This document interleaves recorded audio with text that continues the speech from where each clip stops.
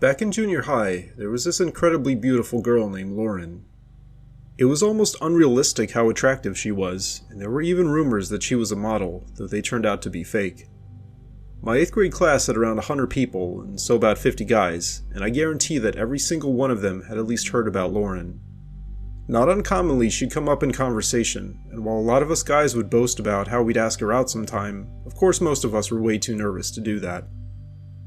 Outside of the hype, I don't think any of us knew a lot about her, at least in my circle of friends. Our school building included the 6th graders through 8th graders, and while I'd grown up in the area, Lauren had apparently just moved here before the school year started. I was pretty lucky as she was in 3 of my classes, including English, Geometry, and Science, but she wasn't really talkative in class, and I'd never been part of a group with her. But then that changed. Towards the end of the fall semester, in that span of time between Thanksgiving and Christmas break, Mrs. Darley, our science teacher, paired everyone up for one last project.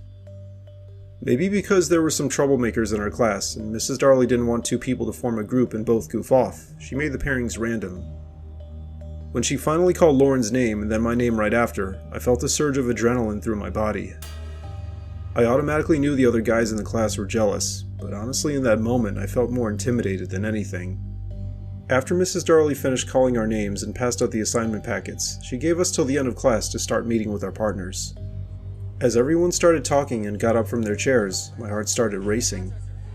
I walked over to where Lauren was sitting and choked out a half-hearted, "Hey."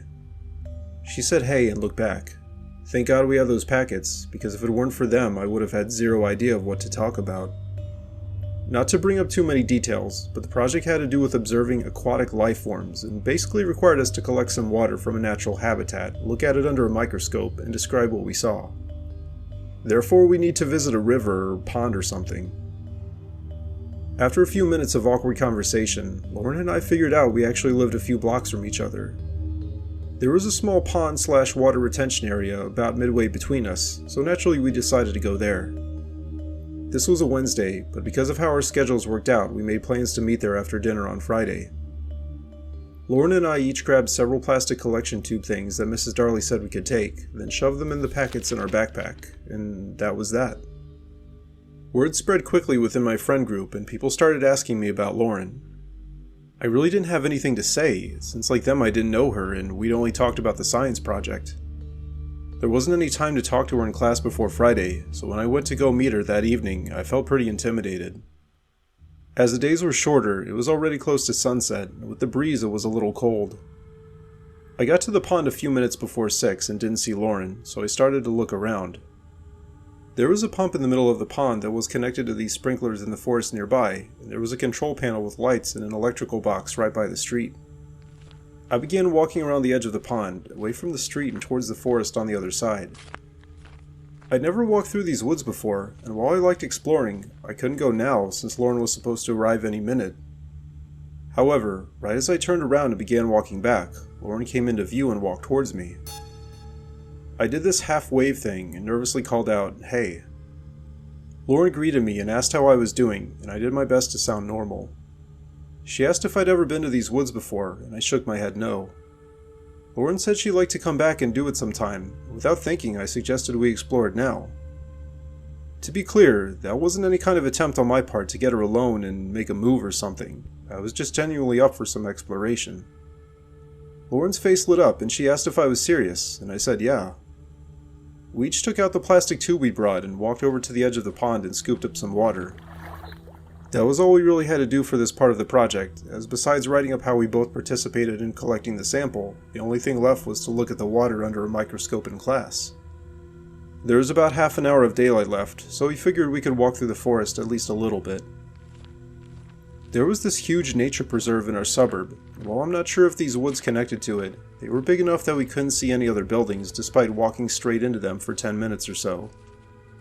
The area was slightly hilly as well, and there weren't any official trails, so we had to make our way over rocks and tree roots, which added to the adventure. That went a long way in helping ease my anxiety, and Lauren and I were able to strike up a decent conversation. We started talking about science class, since that was basically the only place I'd interacted with her. Then the topic changed to school in general and our favorite TV shows. It was honestly pretty chill, and the time flew by. We walked in kind of a loop through the forest and came back to the pond right as the sun was almost finished setting, and things were starting to get dark. Lauren sat down on the bank and I sat next to her. We were having a great time, and for that reason, I didn't want to make any kind of a move and risk ruining it. The conversation continued for several minutes, but right when we were debating the absolute best episode of SpongeBob, Lauren let out a gasp. I snapped my head forward, and I immediately saw what she did. There, in the middle of the pond, was this tall, thin black object. I squinted, but could just barely make out some of the features. The object seemed to have texture, like the grain in a plank of wood, but I didn't see a face. Lauren whispered, "What is that?" and I instinctively replied, "I don't know." We both got up quietly and I whispered for Lauren to follow me back over the side of the pond so we'd be out of view. My plan was to walk slightly into the forest and try to move around out of sight back to the street.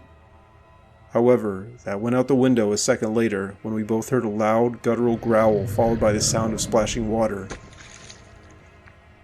Lauren screamed as I grabbed her arm and started running. We ran along the bank of the pond, all the while I was praying that that thing wouldn't be fast enough to chase us through the water. We made it to the street and Lauren ran with me to my house without looking back. Both of us were completely out of breath when we made it to my front porch. I grabbed the key from my pocket and jammed it in the lock, then slammed the door behind us. My parents were watching something on the TV when we walked inside and were surprised to see Lauren. I think a lot of their surprise was because she was a girl. I explained that as it was getting dark, I thought Lauren could come back to our house and we could drive her home, and asked if that was alright. My mom nodded and said that would be perfectly fine. I didn't mention anything about what we saw at the pond, and was hoping my parents wouldn't pick up on the fact that we had both been out of breath. As she opened the garage door, my mom asked if we got done what we needed for the project, and we both nodded. I kept replaying the sequence of events in my head for the rest of the night, both the good and the bad, and in particular, still had no idea what that thing in the lake was. It didn't make sense for it to be part of the pump, as the pump and the cage surrounding it were completely submerged. I also had no idea when it showed up, as we were both watching the sunset and there was nothing in the pond until we both noticed that thing. Monday in science class I talked it over with Lauren, and she basically said the same thing. The pond was empty, and then all of a sudden that thing was there. Neither of us remembered hearing splashing water or other sounds before it appeared. I'll skip over the rest of the details of the project, other than to say we got an A.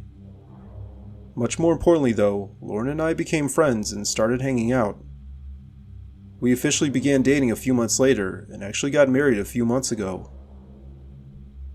Though it was frightening, I'm really glad we had the experience of getting terrified like that. I think it did a lot to help bring us together, but to this day, I still have no idea what that thing was.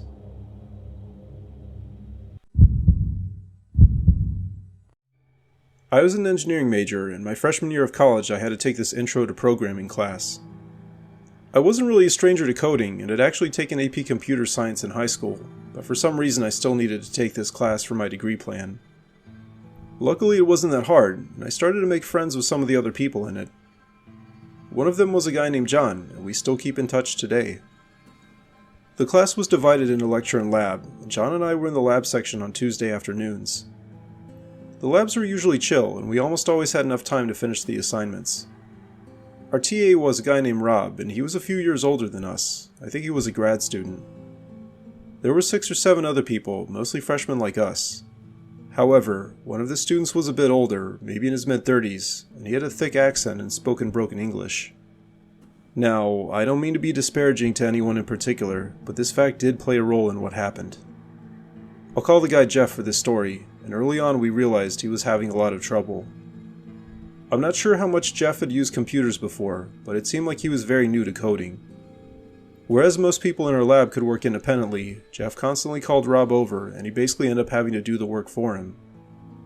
Most of the time it was basic stuff, like finding something in the downloads folder, or using the homework software, which should have been self-explanatory. A few weeks in, we could tell Rob was getting tired of having to babysit Jeff, and we all felt bad for him. To his credit, Rob never snapped, and would continue to sit there with Jeff going over the extreme basics. Halfway through the class, we moved on to compiling C code, which for those who don't know refers to translating human-written instructions into an actual program that can run on a computer. The lab was basically supposed to teach us about the process of compiling code and introduce us to using the command line, which is a place where you type commands to the computer one after another. Rob started off handing everyone a packet, and most of us began with no issue, but almost immediately Jeff called Rob back over. For context, the compiler we used creates programs with the default name of a.out, and one of the tools we used with the compiler was called make. Somewhere into their discussion, Jeff confused different parts of the lab and kept insisting that he needed to use make to create a file called out. Only, he didn't say it like that. Instead, he kept saying, "I need to make out." Again, I'm not one to make fun of someone because they don't speak English well. It was just the way he kept saying it loudly over and over. John and I, as well as everyone else in our lab, were on the verge of cracking up, but none of us wanted to butt into their conversation and explain what the term make out meant. At one point, it seemed like Rob had finally cleared up Jeff's misunderstanding, and they moved on to the next task. But then, seemingly at random and with honestly comedic timing, Jeff loudly announced once more, "I need to make out." I burst out laughing, which triggered John and two of the girls sitting on the other side of the row of computers to laugh as well. I tried my best to contain it, but after sitting there listening to this go on for like 10 minutes, it was tough. Jeff immediately noticed us laughing and stopped talking to Rob. He turned from where he was sitting to face me and asked me loudly why I thought it was funny because he was trying to learn. Still trying to stifle my laughter, I apologized and started to explain how that particular phrase meant something. But then Jeff kept raising his voice and pounded on the table. That actually caught me off guard, as I didn't expect things to escalate like that. I apologized again, trying my best to sound sincere, and forced myself to look back at my screen. Jeff didn't stop talking to me though. He started saying how everyone was ganging up on him, and John and I were evil people. Now I started to feel insulted and a little uneasy. Rob tried to step in multiple times, asking for Jeff to just focus on his work and reassuring him he'd talk to me, but Jeff ignored him. Finally, I'd had enough. I turned and looked Jeff in the eye and said one final time that I was sorry and that I wasn't trying to make fun of him. After that, Jeff fell silent, but continued to glare at me. There was now palpable tension in the room, and we just wanted to get our stuff done and leave. A few minutes later, Rob broke away from Jeff and came over to talk with me. He was completely cool and knew that none of us were trying to make fun of Jeff. I think he just had to say something given what happened. After that, Rob walked back over to Jeff, but at least Jeff continued to speak quietly. This was honestly the quietest he'd been since the first 2 weeks. John and I finished the lab and uploaded our work, then left the building. I had another class across campus, and John had something else to do, so we parted ways. After sitting through a lecture about the history of engineering, I began walking back to my dorm room. It was like 6 at this point, and I started texting John and some of my other friends asking if we wanted to do something for dinner. But in between reading messages, I realized that someone was following me. I noticed some dude in a black hoodie about 50 feet back walking at my same pace. The reason I grew suspicious is that I was taking a path that was usually pretty deserted and included several turns. I wasn't 100% sure that guy was following me though, so I decided to take another turn and almost double back the way I came. He kept following me.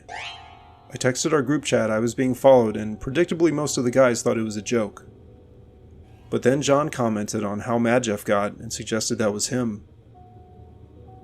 I'd almost completely forgotten about that at this point, but after turning my head and catching another glimpse of the guy in the hoodie, I was like 60% sure that was him.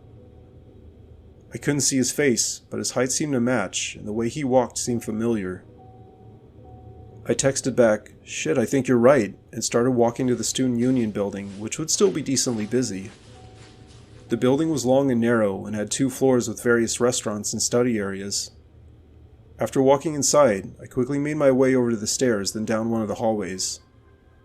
I kept walking in a few more random directions, and after I felt confident I lost him, I walked back out another entrance and took another way back to my dorm. By now, my friends were going crazy in the group message, joking and asking if I was still alive. One of them did throw out the idea of speaking with campus security, but honestly, I didn't feel like there was enough to warrant that yet. I wasn't even totally sure that person was Jeff.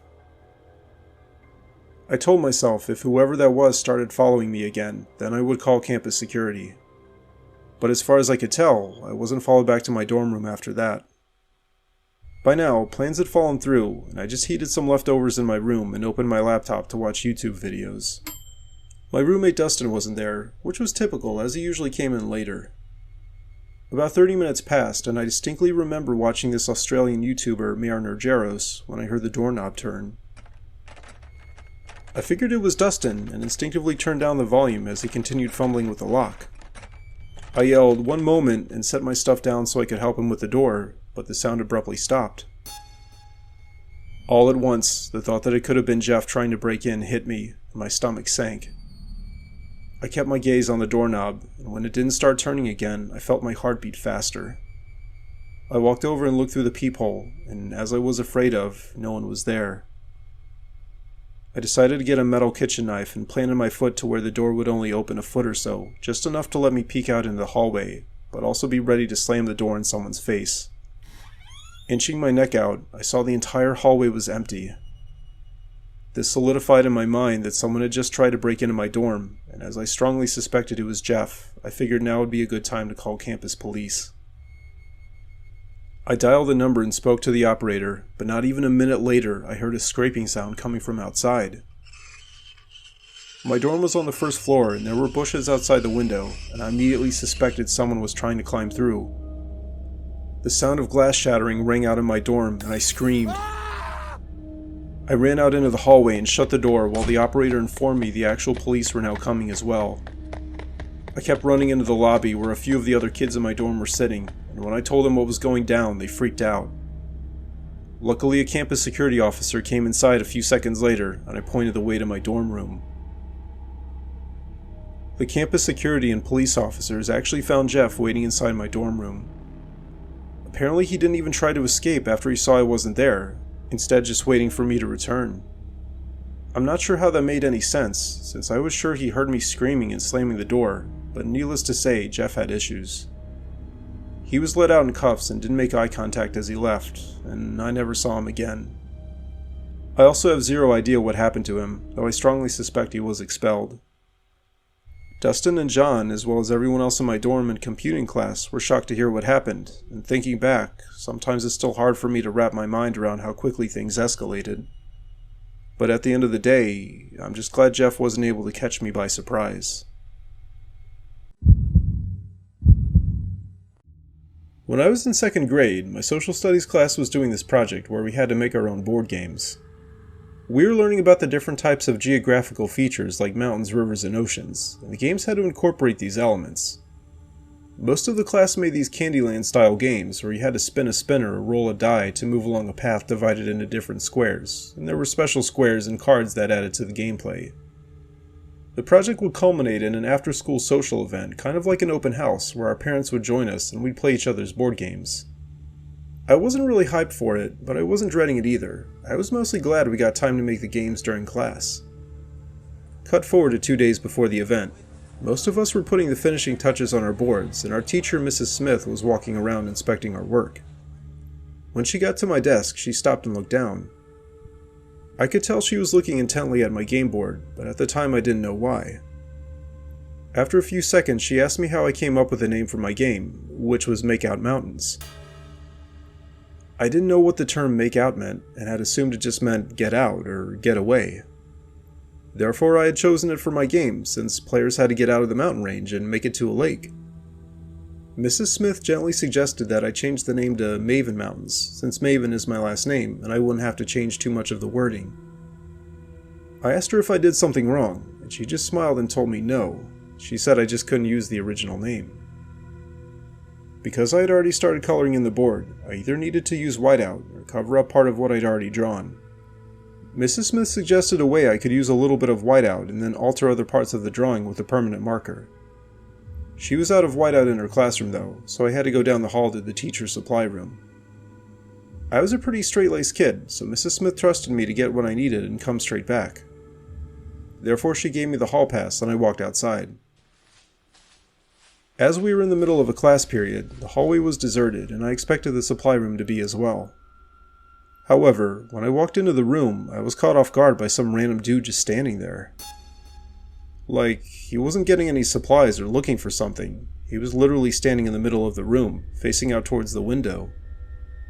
I stopped in my tracks, but he must have heard me coming as he immediately turned around and started smiling.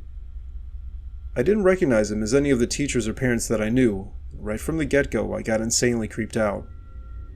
He was tall, like 6'2", and was wearing jeans and a dark-colored jacket. The guy immediately asked me my name, and having been caught off guard, I gave him my real one. He complimented my name for some reason, and quickly asked me if I knew one of our other teachers. I'll call her Mrs. Davenport for this story, since I won't use her real name here for reasons you'll soon find out. Mrs. Davenport was our science teacher, but given how sketchy the situation was, I told the man no. He seemed undeterred and launched into a series of questions about how the school was laid out. Like, he asked me where each of the hallways led and what time we had passing periods. His questions were so detailed that I honestly didn't know the answers to all of them, and ended up saying I don't know over and over. I expected the man to get upset with me, but he didn't, and after a few minutes he thanked me, then walked away out of the room. I had no idea what just happened, but I figured it wasn't good. Therefore, I grabbed one of the containers of whiteout sitting on a table and quickly walked back to social studies. By the time I made it back to the hallway, that man was already gone. After I got inside the room and shut the door behind me, I went straight to Mrs. Smith and began explaining what just happened. I'm not sure how much of a threat she considered that man, and for all she knew, he was just a substitute teacher who didn't know where he was supposed to go. However, Mrs. Smith had to take the situation seriously, so she locked the door and called the front office. I didn't know what else to do, so I sat back down at my desk and started covering up the words on my board with whiteout. 2 minutes later, we heard the PA system turn on, and our principal announced that we were going into lockdown and that this wasn't a drill. I think this is where Mrs. Smith and even some of the students started to get worried. Mrs. Smith turned the lights out and told everyone to sit against the side of the classroom out of view of the window and the door. Then, from somewhere in the distance, we heard screaming. I wasn't 100% sure, but it sounded like that guy. We couldn't make out what he was saying, but slowly it started to get louder. Then we heard a bang, followed by another, and another. The dude was apparently slamming his fists in the lockers. Eventually he came close enough to our classroom for us to make out what he was saying. He said he was sorry, and that he didn't mean to make someone upset. I put 2 and 2 together and figured he was talking about Mrs. Davenport, and as I learned later, I was right. A few of the girls in the class started crying, and Mrs. Smith herself looked like she was about to lose it. Then the man's voice got softer, but before it faded out completely, we heard other voices shouting. This was apparently the police, who apprehended the man and escorted him off the premises. As you might have guessed, what happened turned into a whole big incident, and later that afternoon I actually gave a statement to the police. School was cancelled and all of our parents were called to pick us up. Many of them, including my mom, were almost in tears when they arrived. A week or 2 later, I overheard my parents talking to each other and was able to piece together some of the backstory. Apparently the man was Mrs. Davenport's ex-boyfriend, and they'd only just broken up a week or 2 ago. It seemed like he did something, like maybe cheating on her, and had some other issues.